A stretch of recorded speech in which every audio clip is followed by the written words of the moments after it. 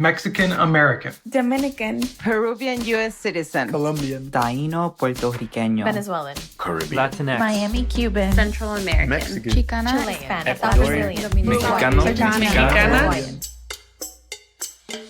Latino. Welcome to the Pulso Podcast. I'm Liz, founder of Pulso. We bring you the untold stories and unheard voices that make up our history, our culture, nuestra gente.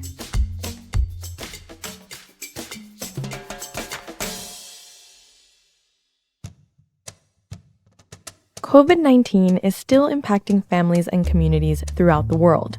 But here in the US, the toll has been worse than anywhere else, and nuestra gente has been on the front lines of it all.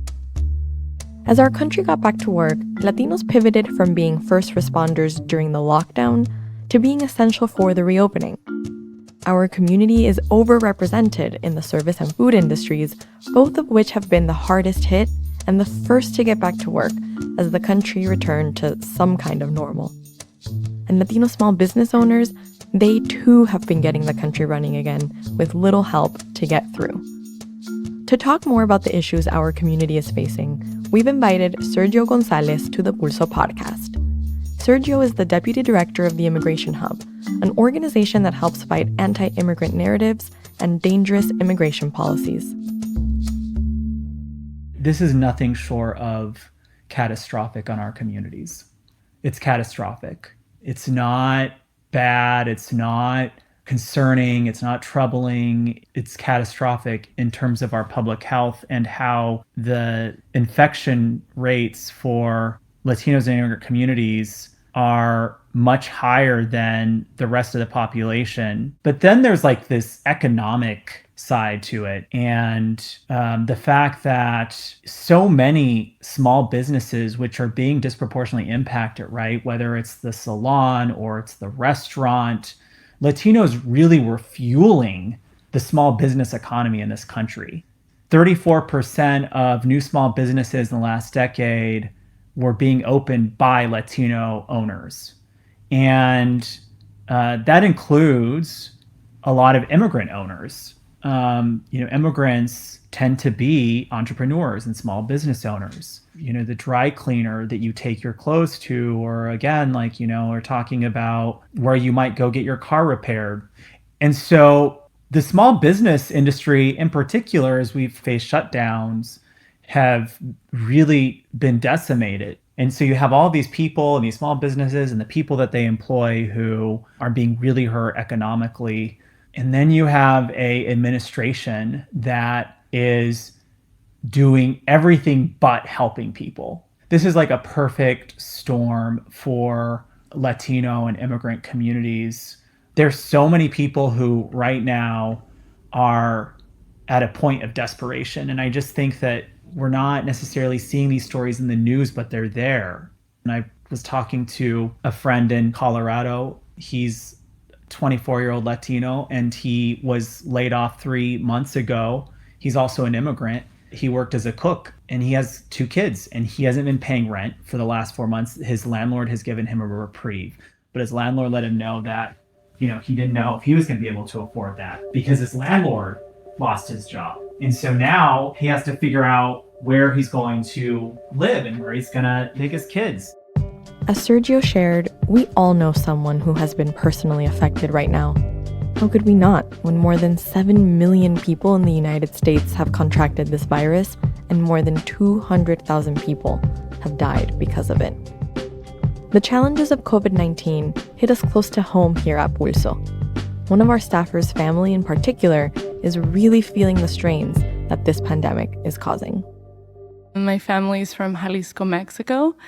My uncle was the first to migrate to the U.S. and worked as a construction worker and waiter until he saved up to open his own carniceria. He built his own business from the ground up. The rest of my family followed to help make his dreams come true and in search of a better financial situation. My mom and I were the last to join our family here, so we actually came in 2002.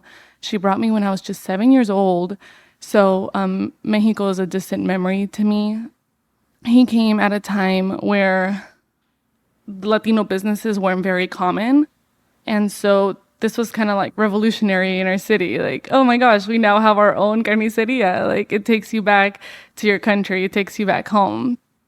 I feel like my uncle's carniceria it's the American dream, right? It's coming to the United States, starting your own business, and being successful at it. He has more than 40 employees. Most of them stay for years. I mean, he has employees that have been there for 10 plus years. That was my first job throughout high school.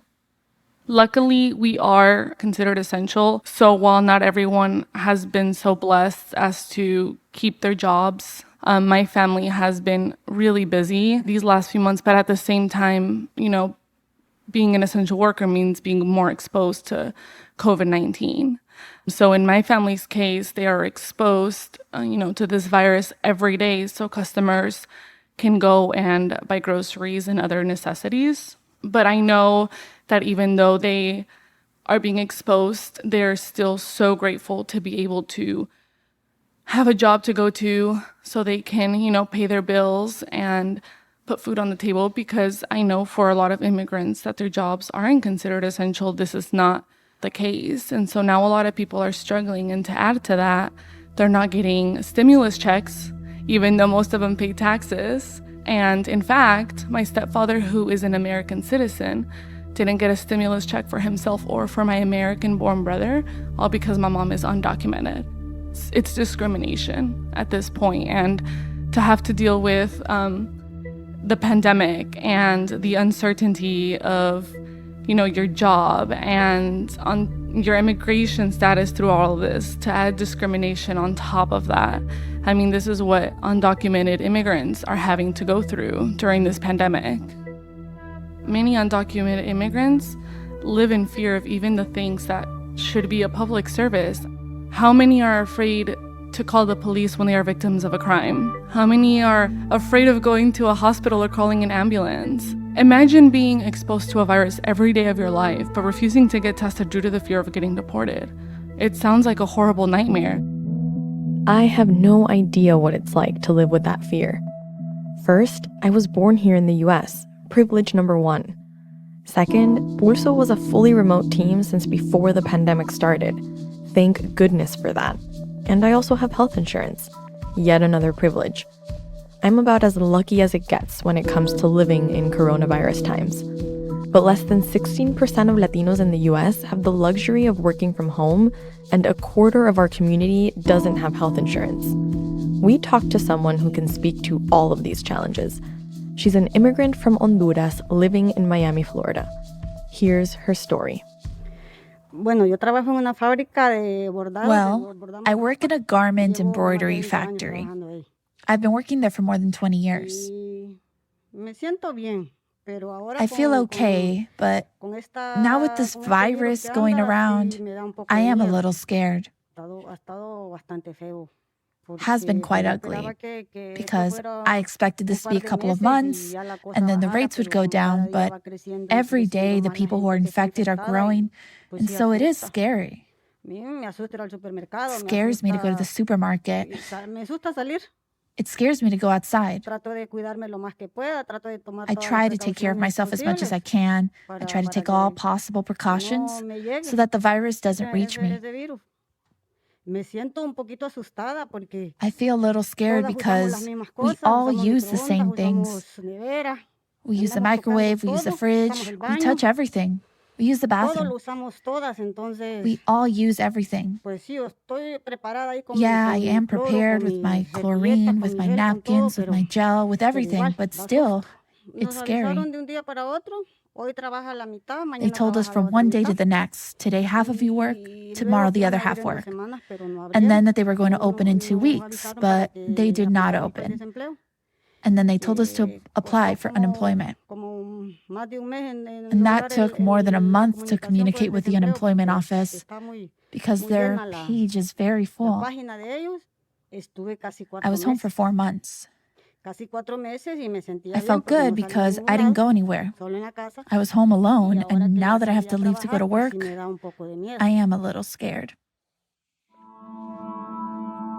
In 2020, in the United States of America, For many, fear is still not enough to merit protection.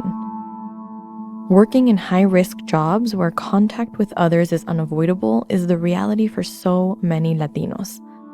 Add to that the pressure to keep working because you have no financial safety net, and you find yourself here with no choice but to put your life at risk during a global pandemic.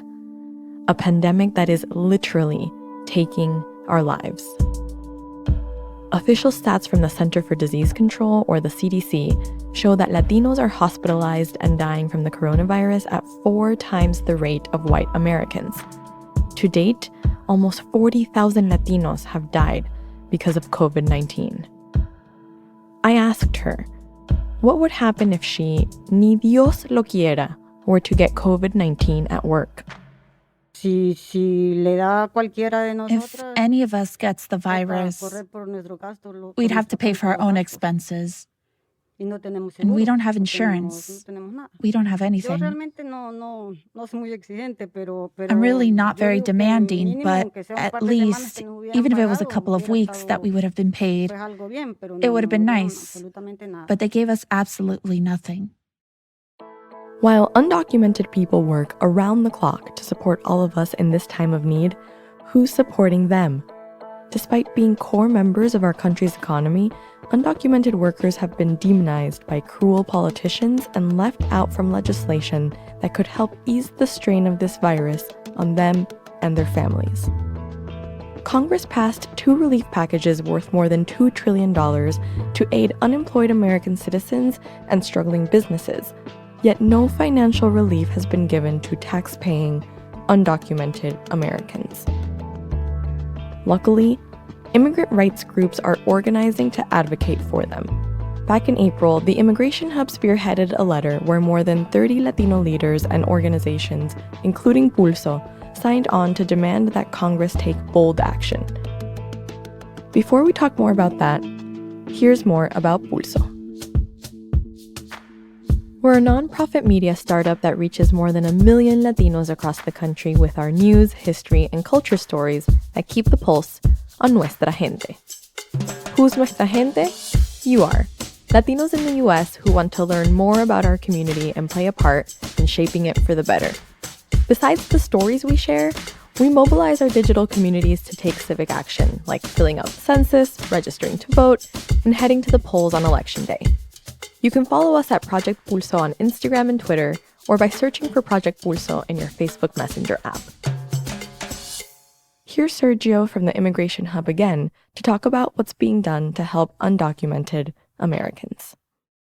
I really do applaud House Democrats because they passed the HEROES Act, which is a very, very robust coronavirus relief bill. And it includes all the things we asked for in that letter. It ensures that people, regardless of their immigration status, have access to testing and to treatment.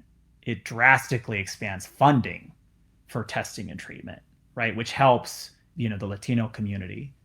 It also ensures that immigrants and immigrant families and mixed status families where you might have an American parent and an immigrant parent, or you might have a U.S. citizen child and immigrant parents, it ensures that everyone has access to financial assistance, to cash payments. And that's so critical right now because one of the things that's really important is just to ensure that any family has access to financial assistance, right? So people can afford the basic necessities of life, which is a roof over their head and food.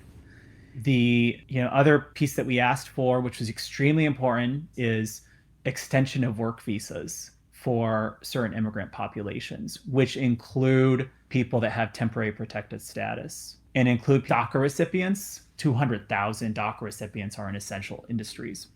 They lose their work authorization. All of a sudden, the doctor or the nurse is unable to go to work and care for patients and help deal with the situation that we're in.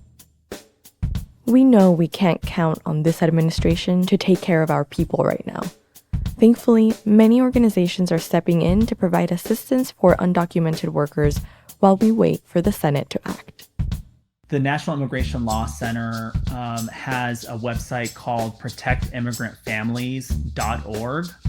And it is a really good place to go to, if you're an immigrant, what options you might have for support and assistance. So I'd say that's number one. Number two is some states and cities have included in their own budget to address coronavirus money to help immigrant families. California is a place that is doing that. New York is a place that is doing that. So I think it's important that people are aware what resources they can get through their city or their state, whether that is, testing, treatment, or even some financial assistance. This crisis is one of the most serious challenges our community has faced. From small businesses to individual families, no one is immune to the effects of COVID-19. We don't know when the pandemic will end, but what we do know is that we're going to take care of each other like we always do. We'll keep helping the fam with that unemployment form, picking up extra masks for Tia Sol, and cope with laughter, which always gets us through. Bueno, esperemos a ver qué pasa con esto y mientras tanto mucho cloro. Sí, bastante. Y alcohol. Y alcohol por delante. You can subscribe to the Pulso Pod wherever you get your podcasts. And if you like what you heard, please leave us a review on iTunes. Reviews help us get our message to Latinos around the country. The Pulso Podcast is produced and edited by Charlie Garcia. Lisanne Ramos is our researcher. Original music by Julian Blackmore. Our cover art was designed by Jonathan Torres. And I'm your host, Liz Alarcón. The voices you hear in our intro, that's the Pulso team. Thanks for listening.